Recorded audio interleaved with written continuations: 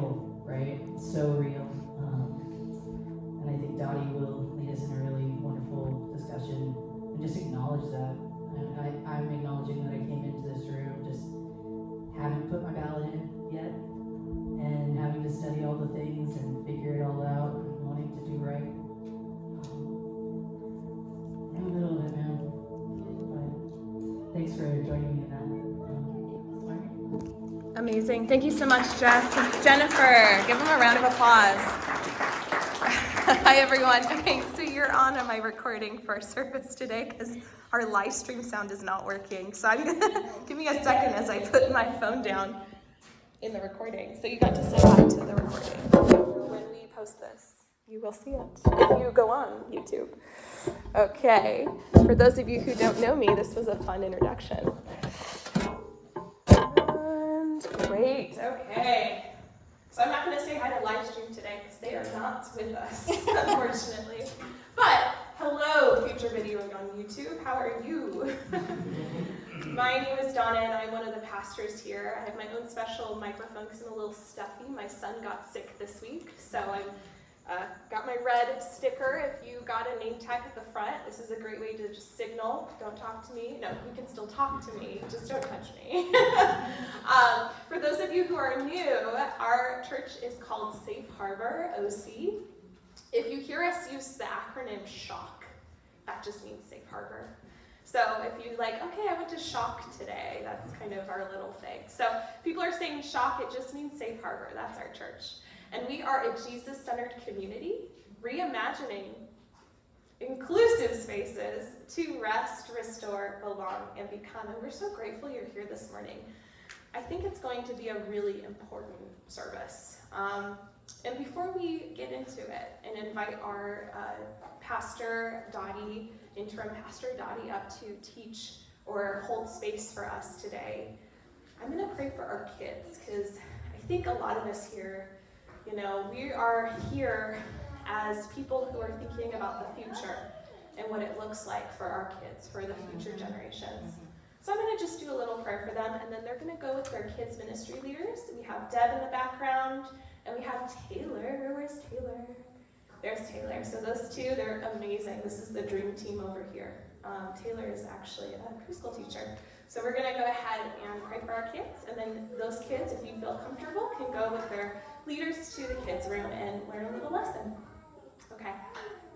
God, thank you so much for our kids. Lord, will you just be with each and every one of us, as Jess pointed out. It's so hard to sift through all of the ballot measures and all of the candidates that we're trying to figure out in this election. I ask you to just be with each and every one of us adults as we navigate our own inner turmoil, our own inner dread, our own worries and anxieties, that you will in some way, in some fashion, instill some form of hope in us to share on to our next generation, to our kiddos. That no matter how the world is, no matter what is to come, that they belong here. They belong in spaces like SHOCK. They belong in spaces that really illuminate and reflect God. And will you just be with us in remembering that this is why we create spaces like Safe Harbor, or in times like this when we need each other. In your name, amen. Okay, let's get down to it, shall we? So, we have been going through a series, and this series is on our community, what it looks like to be a church or a faith community, namely at SHOCK. And we've titled it Connections. And we think that a very important factor for a community is, what do we do in moments of uncertainty and anxiety, like the election? That's a great question, and I'm not going to answer it for you. I'm actually going to invite Dottie up to chat more about this. What does it look like to be with one another in community and do community during this time? Okay, 1 second. Hi, everyone. Thanks, Donna. Am I using this one? Or the one, the Hey. I think there's one there. Oh, there's one. Oh, that's it. Not nose. I have kids, so I'm used to a lot of snot.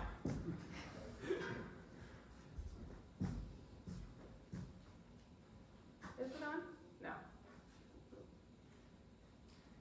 How about now? Yeah? Awesome. Good morning. Thanks, Donna. Wow. Oh, okay. I just saw someone I haven't seen in a while. I'm Maria. That was not a call out, just like, Joy. Good morning. Here we are. We are in this series, Connections, as Donna said, where we are talking about what does it mean to be in community, and we're using this phrase, the beloved community. And it is this term that was really popularized by MLK. What are we creating? Some people call it the kingdom of God or the kingdom of God.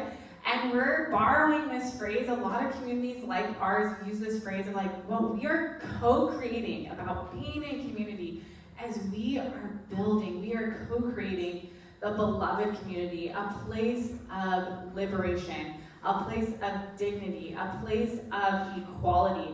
And that is what we are trying to co-create together. And we're not doing it perfectly, but this is the vision of what we're trying to do. And King says, our goal is to create a beloved community, and this will require a qualitative change in our souls as well as a quantitative change in our lives. Yes. So I love, feel free. I love noises during service. Like the kid noises, I was all about it. So if you want to respond, we're in it together. Let's do it. So King has this this is going to take hard work. If we want to create the beloved community, it's going to take some hard soul work. It's going to require us to buy in and to change some things. So each week, as we've been talking about what does it mean to be the beloved community, it's challenging, but it's good because it is a community that is striving after liberation. Yes. And that is what we're trying to create together. And so this Sunday, holy smokes, what in the world are we doing? Yeah, goodness. We are approaching an election. And what does it mean to be the beloved community this Sunday? I don't know, but we're going to do it together. And we're going to try it together. Just being. Yes. Yeah. And I do think it is a time of the beloved community at times just needs to be together. Galatians 6 says to bear one another's burdens. This is a time where we are going to just be together in whatever form we want to be together. You might want to be guarded this morning. That's okay with me. You might want to be like, I am raw. I could use a hug or could use community. However you want to be this morning, you are welcome here. Let's be in this community together. I am coming into this Sunday feeling like really zonked and worn out, like a low capacity right now. Yeah. I almost every Sunday before I come to church, I call one of my best friends, Jessica, and she's on the East Coast working in public policy, boots on the ground, doing awesome justice work, and we always talk about, she studied from, just knows so much of this civil rights movement scholar stuff, and she's great to ping ideas off of. And I said, Jessica, I'm burnt out. I don't know what I have to give in this sermon.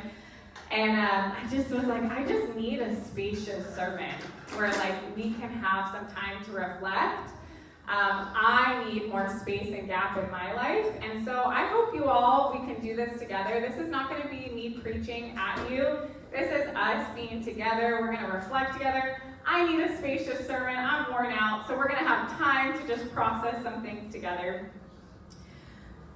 So this election week, and with that, we're in a week where a lot of things are going to be activated in us. And that's why I'm we could use some space to process. I just, even yesterday, was on a date morning with my husband and saw so many banners flying and just was whispering to him stay grounded, Dot, stay grounded. Come on to the center. I'm just trying to enjoy a date. Don't get disrupted. But we're in a week where some of our rawest pieces of ourselves are going to be activated. Yes. So like it might be my identity is threatened. It might be like the fight or flight response is really kicked up of like, am I safe here? It could be like, I am so overwhelmed by the landscape that I'm indifferent. There's just like a lot of possibilities for emotions this week. And so we are going to, we're gonna start our time with this Howard Thurman meditation. So Thurman was kind of considered a grandfather to the civil rights movement in the United States, and he really blended mysticism with justice. He said like part of the key of being like a part of the way of Jesus and justice is actually having some deep contemplative like inner wells, inner peace to draw from. So this meditation Jacob's gonna come up and read. Yes, Jacob, I'm ready for you.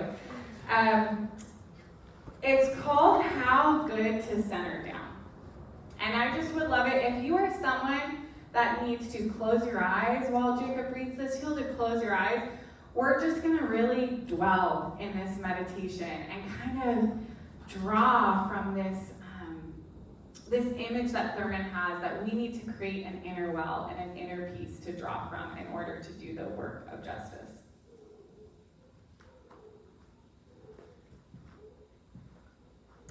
How good it is to center down, to sit quietly and see oneself pass by. The streets of our minds seethe with endless traffic. Our spirits resound with clashings, with noisy silences, while something deep within hungers and thirsts for the still moment and the resting lull. The question persists: what are we doing with our lives? What are the motives that order our days? What is the end of our doings? Where are we trying to go? Over and over, the questions beat in upon the waiting moment. As we listen, floating up through all the jangling echoes of our turbulence, there is a sound of another kind, a deeper note which only the stillness of the heart makes clear. It moves directly to the core of our being. Our questions are answered, our spirits refreshed, and we move back into the traffic of our daily round, with the peace of the eternal in our step. How good it is to center down. Thank you. Jacob, I'm gonna have you stay up here for just, if you don't mind, I'm gonna have you read it again. Okay, thanks, Jacob.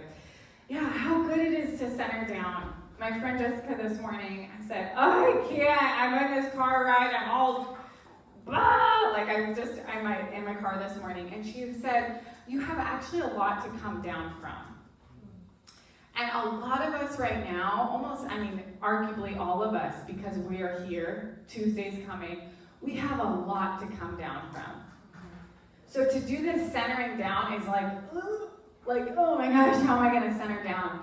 But I'm gonna have Jacob read that one more time, and I just would love it if you might wanna close your eyes and think about what am I coming down from? Or what is one emotion that actually feels like a roadblock to come down and to find your center.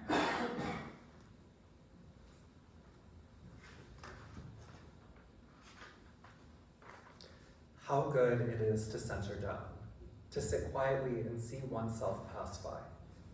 The streets of our minds seethe with endless traffic. Our spirits resound with clashings, with noisy silences, while something deep within hungers and thirsts for the still moment and the resisting lull. The questions persist. What are we doing with our lives? What are the motives that order our days? What is the end of our doings? Where are we trying to go? Over and over, the questions beat in upon the waiting moment. As we listen, floating up through all the jangling echoes of our turbulence, there is a sound of another kind, a deeper note which only the stillness of the heart makes clear. It moves directly to the core of our being. Our questions are answered, our spirits refreshed, and we move back into the traffic of our daily round. With the peace of the eternal in our step, how good it is to center down. Thanks, Jacob. Thank you so much, Thanks, Jacob. How good it is to center down. Caroline Oakes says this quote about the meditation. This returning to our center again and again is kind of an in and out movement, like breathing. Breathing in, we gather strength and calm, maybe an insight. maybe a sense of injustice needing to be righted, and then breathing out, we go back out in the world to live into what we've been given and what we've received. So as we are approaching this week, and things are really alive for us, there is this call of this centering and finding peace and finding our inner wells, not to ignore the injustices happening, not to actually dismiss our own anger, like that's a part of it, to befriend it, but to find our inner well and our inner peace to draw from. And this is really key to Jesus' life. Jesus would be hanging out with people and then go, hey, I gotta go. I gotta take a moment to myself. And I wanted to include, there's this verse in Luke 5 that says, meanwhile, he would slip away to deserted places and pray. And I included what was happening in this entire chapter. So Jesus calls the first disciples. Jesus cleanses a man with a skin disease. Jesus heals. Jesus calls Levi. The question, blah, blah, blah. There's so much activity around what Jesus is doing in this chapter. Jesus was working hard to provide liberation to people. And also, Jesus would go away and Jesus would center down. Yes. And this week, if we are only reacting, if we are only in the media, in this information overload, it is gonna break us, right? We need moments to center down. And again, there's a lot we're coming down from. But my encouragement is that we would find our breath. We would find our grounding. And that while this week is deeply dysregulating, we would continue to find moments to center down. So we have been doing these kind of small groups. So if you could turn to 3 or 4 max people around you, and we're going to do a couple questions. We'll do this for 5 or 10 minutes. If you are someone that came and you're I do not want to talk to a soul, that is totally okay. We do this thumbs down thing as of this fall. So if you're I'm not in the mood to talk to anyone, put a thumbs down. No one will be offended. But for right now, we're going to turn into small groups and we're going to reflect on these questions. What emotions are coming up for you as we approach Tuesday? And how are you centering down and finding peace? And I would like to just say, as much as we can get into the weeds of what is happening in politics, let's actually just try to hold that for another conversation and really do more of this self-reflective inventory work of sticking to what are the emotions for me and what's going on for me. Okay? All right. So turn to one another and we'll do that.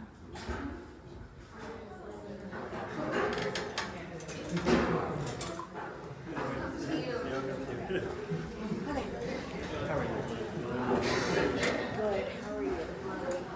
I'd say it's definitely a nerve-wracking week. I agree. Yes. I haven't taken the time to study everything because I already know that everything sounds bad in general.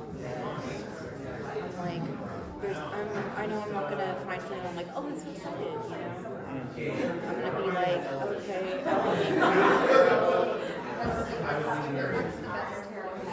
yeah. So I guess I'm overwhelmed and stressed. The emotions and the questions. I feel it's a lot. Yes. It's every time this time comes around, it does make you it's not a great system overall. Yeah, it's just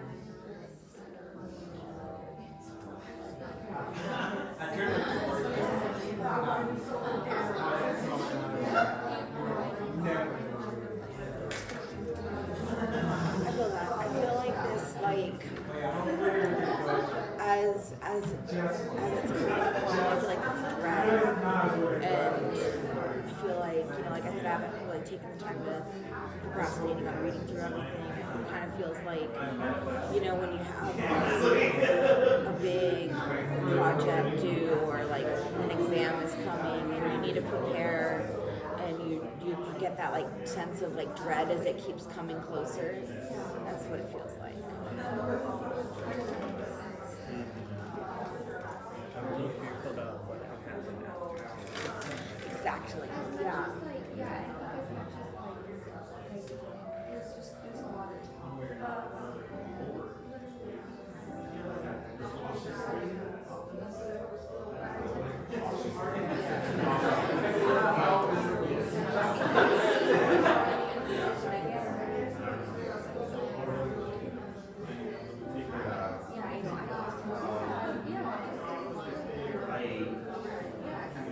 I feel like it's due regardless of what happens.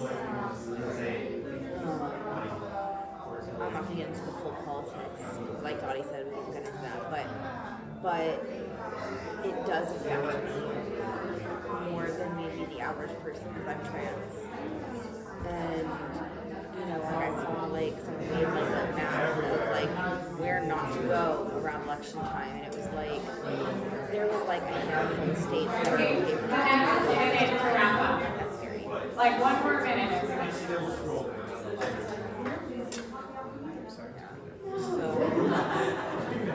So that's also kind of why I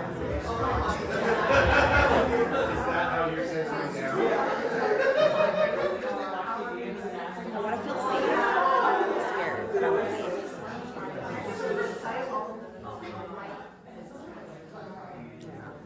So I guess fearful, overwhelmed, anxious, a lot of things. Mixed bag.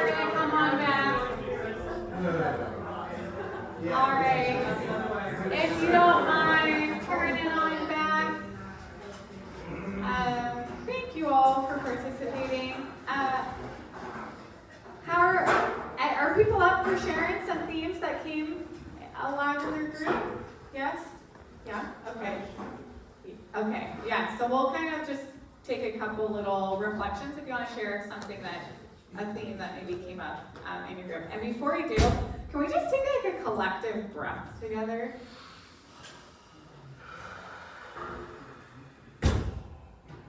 Let's do that one more time.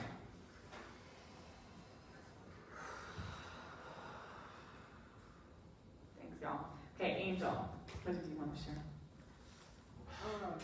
My group kind of all agreed that we all kind of feel very stressed, very anxious, very overwhelmed, very much like that kind of sense of impending doom. We're all a little bit fearful of what's going to come of it. Nothing seems like the right option, quote unquote. It's just bringing up a lot of anxiety, I guess would be the best word. Thanks, Angel. Anyone else want to share? B. I guess one of the simple things that we kind of figured out was that, distraction from the whole thing has kind of been something that's been coming up for us a lot, where it's like, we don't really want to think about it right now. We've done what we can do, and we'll just set it on the shelf at this point. Thanks, B. Anyone else want to share something that came up? Awesome. Oh, that was just a nose scratch. Okay. I got tricked. Yeah. A couple of us were just chatting, and can I share? Yeah. Go for it. And Emily and I were talking, and the words of like, I'm so exhausted came up, and then these two beloved parents were like, the Maslow's hierarchy of needs, we're just doing the bottom row, like, can I keep sharing? Yeah. Okay, these two can do this whole service, they're awesome. They're like, there's pee everywhere. And I was like, that's so relatable, as I cleaned up pee last night from from kids, yes. Our daughter is potty trained. Yes. But then had like 3 accidents in 2 days. It's like a not washable thing. Yes.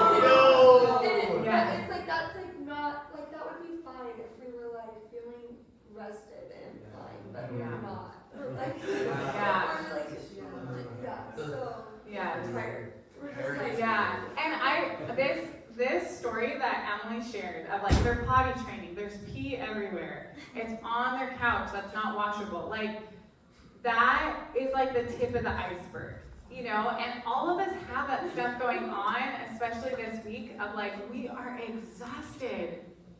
And like this is a week that wears on our soul. And this potty training joke is like so real. I was cleaning up my son's pee off the floor and off of something that wasn't washable last night. So I was like, yes, you can do this. You two can lead this sermon. Like, I got stuff to learn from you. Because I'm tired.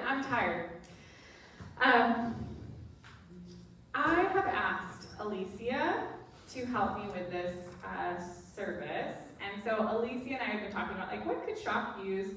And Alicia has a poem that she's going to read.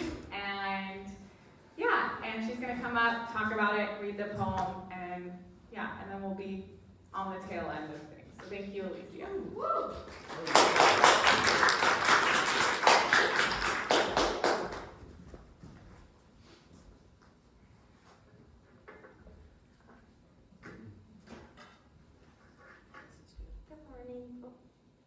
Good morning. I'm Alicia. I'm a worship leader here, so I usually don't speak and I'm a little nervous, but that's fine. Dottie asked me to share a poem she thought that would maybe be helpful to Shock at this time. So I chose Do Not Go Gentle Into That Good Night, and I'm going to read the introduction I wrote. Do Not Go Gentle Into That Good Night is a poem about death. Firstly, it's about a man urging others to not leave this earth quietly. It's about resistance about accomplishment, and it serves as a mirror to us, the reader. That in death we are reminded that life is precious and short. The speaker of the poem is a son talking to his father, urging him to stay a little bit longer, to fight against the odds and predicted or even inevitable future. This poem may be familiar to you, as it has been used in media such as the movie Interstellar, where the heroes of the story search for a new world where humankind can live as their Earth rapidly becomes inhabitable. It is read to the heroes as they are launched into space and the unknown. And for me, this poem holds a similar meaning. It is a reminder that there is work to be done, and time is ever moving. With our current setting, the impending election, Dia de los Muertos, and even our seasonal time change, I hope this poem can serve as a comfort that we, as humankind, have experienced these types of challenges before. And a reminder that after we rest, we must keep the good fight. Yes. Amen. Yes. Do not go gentle into that good night. Old age should burn and rave at close of day. Rage, rage against the dying of the light. Though wise men at their end know dark is right, because their words had forked no lightning, they do not go gentle into that good night. Good men, the last wave by, crying, how bright! Their frail deeds might have danced in a green bay. Rage, rage against the dying of the light.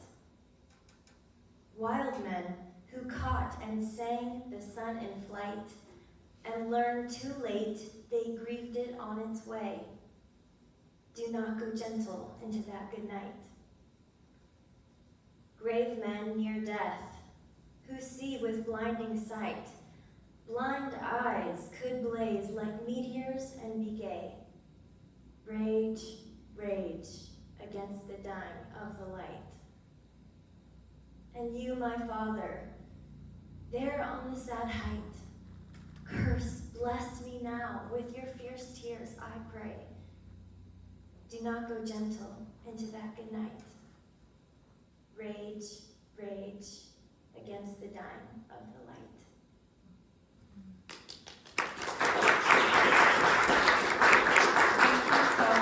Alicia. Oh my gosh, what a good word. That we're called to center down, and we're called to keep doing this hard work of justice. And I think that's what Thurman was saying.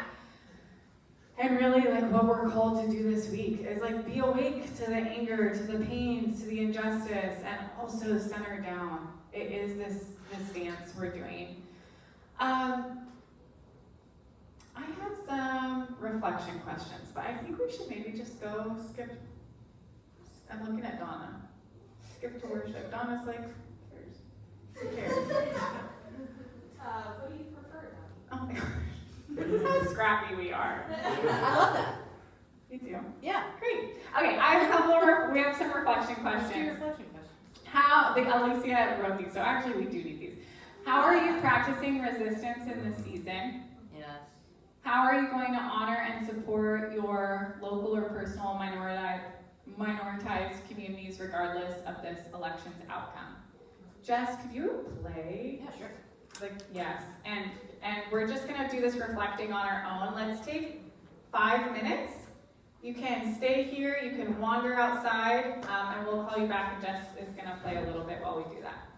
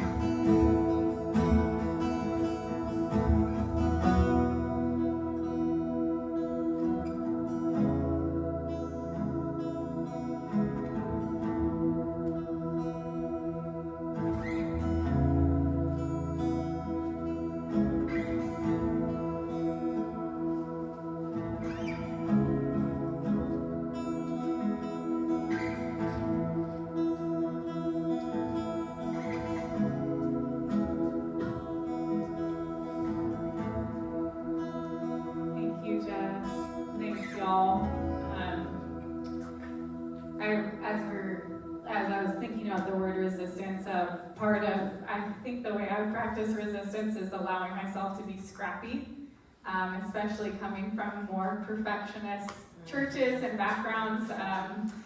That to have a very communal and quirky Sunday morning is like deeply liberating for me as a evangelical megachurch, born and raised, streamlined, perfect preacher. Yes. So, where I was all about the timing. Anyway, Yes. having this really scrappy, hey, what do you think? Should we do this? I actually think it's really fun. And part of what we're doing with this beloved community is we're showing up scrappy, we're showing up worn out.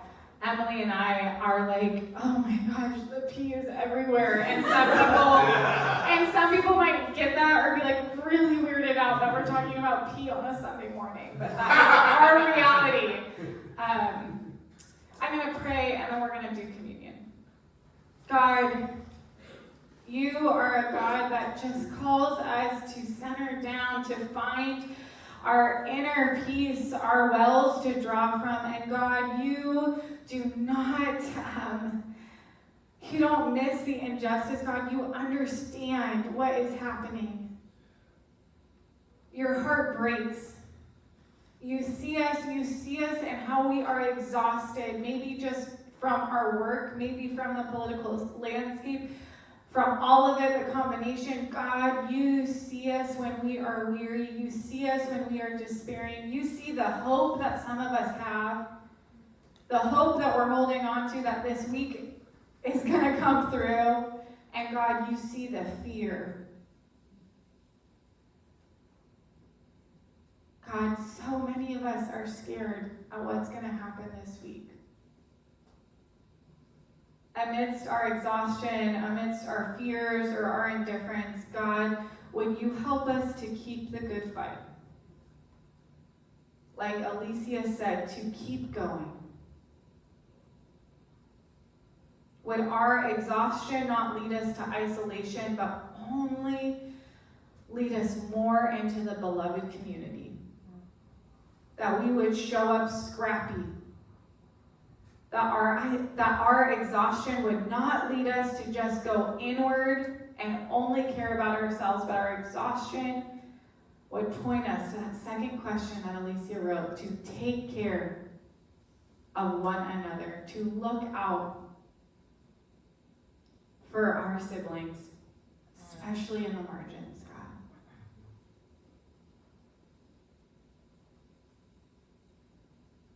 God. God, hold all of this. Amen. We're going now into a time of communion. If you want to participate, put your hand up. Angel's passing some stuff around. You definitely don't have to participate if that's not something that you jive with. Okay.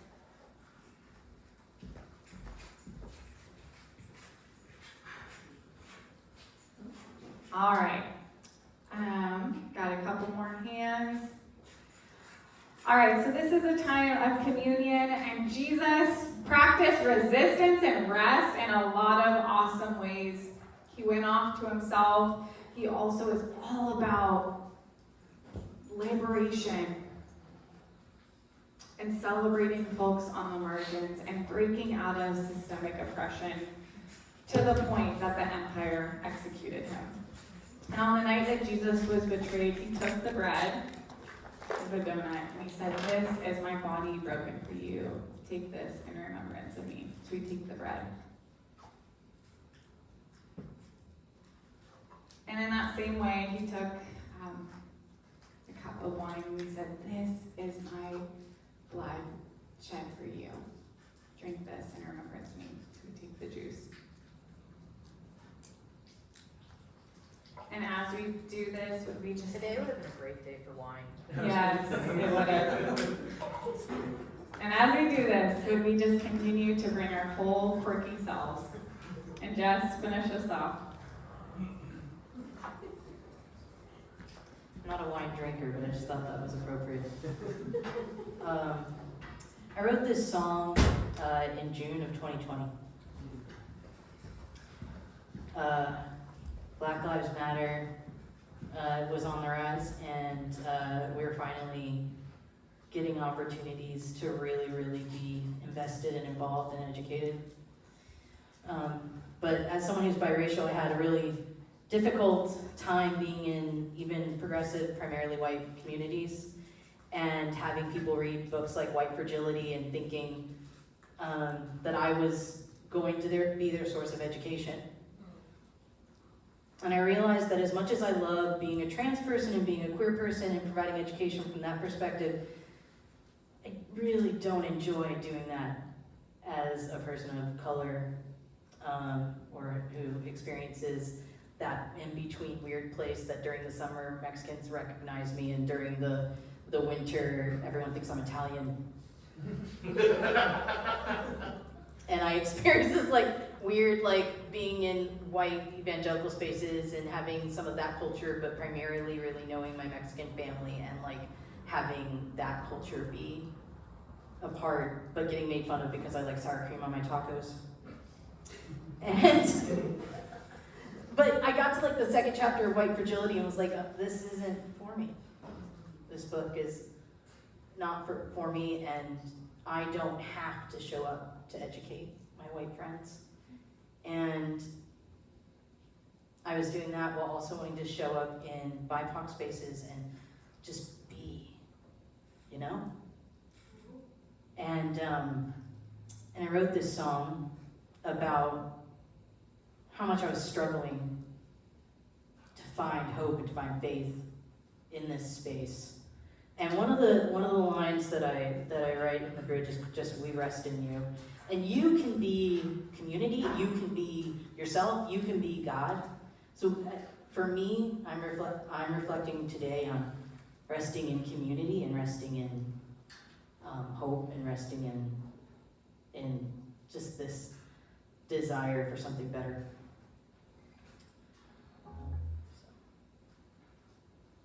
I always get a little nervous when sharing music I've actually written, so bear with me.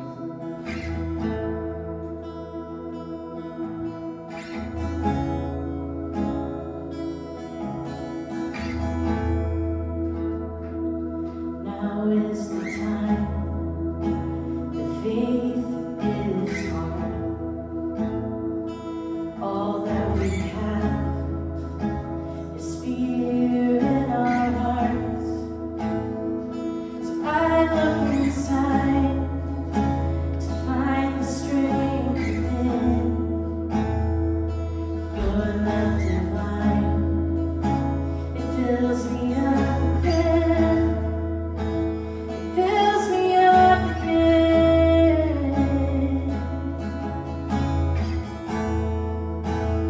Fills me up again.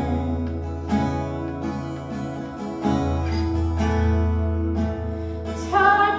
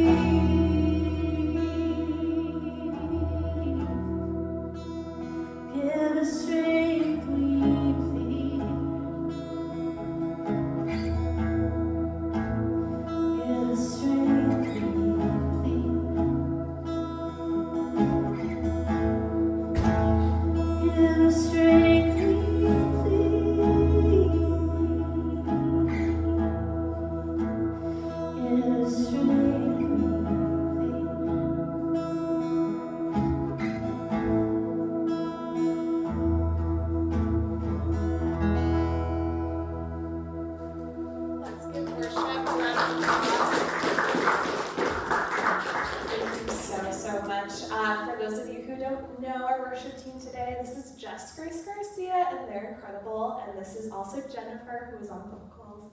Thank you so much.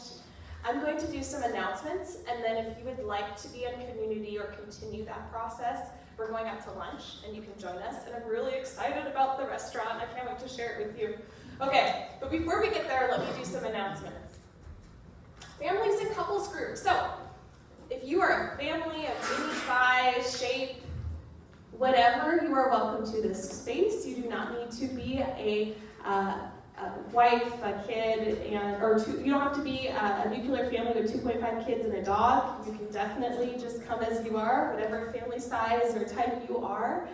And we also welcome couples, committed couples who would also like to join us. We are meeting after service today at 4 p.m. for a potluck at Nate and Anna's house. Nate, I don't see Anna, so you can raise your hand. Nate and Anna's house in Irvine. So if you're interested in being a part of that today, it's a good time. We have childcare. So we have an incredible, I know, it's a big deal. So we have childcare, so if you would like to participate, but you have kids, we have that available for you. Next slide. Okay, so we have an LGBTQ plus small group that meets Wednesday nights, except for the last Wednesday of every month. And we are starting a new series. This Wednesday, we're going to take some time to, check in about election stuff, just see how we're doing this week. And then after that, we're going to introduce our new series. We're actually going to go through this brand new book that one of my friends wrote. It's called The Book of Belonging. And it is a Bible, a children's story Bible that's inclusive. Crazy idea, right? And we are going to be reading different stories each week from this book and doing some discussion questions, because no matter how old you are, these stories are still relevant today. And it's going to be very powerful. And so we're really excited about this one. We start off on Wednesdays at 6:30 p.m. for dinner. You can come hungry. We have people that contribute to a meal, to make a meal for us. And so if you would like to be a part of this community, it meets at my place. 6:30 for dinner, 7 p.m. for discussion. It's a good time. If you have any questions, like where's the address, you can see me after, or Jacob and Maria, if you want to raise your hands. They're two of our leaders. You can ask them for the directions. Cool. Okay, next slide. So, you might have noticed, as Jess was singing so well, this idea, this concept of rest. We even have it in our little mission statement, right? To rest, restore, belong, and become. And one of the ways that we rest here is we don't have service every week. We do this to take care of our staff, to take care of our volunteers, to take care of our pastors. And so what we do instead is if there's, we have things going on the weekend. And so one of the things that one of our members does, Ryan, he's a yoga instructor, and he is offering free yoga classes on Sundays that we don't have service. And this is at 11 a.m. Brandon goes to it. It's at Robert's place, right? Apartment complex area, and they have this really fancy yoga studio in the complex. So if you're interested, this is the address. And if you have any questions, you can see me, you can see Brandon, you can see Robert, and we will give you the details. Next slide. Shock turns 2! Yay! So some of you are like, how long has Shock been around? Or what is Shock? Or what's this whole deal? We're very young. We've been around for almost 2 years, and we're just getting started. I say this every year, we're just getting started. But we really are.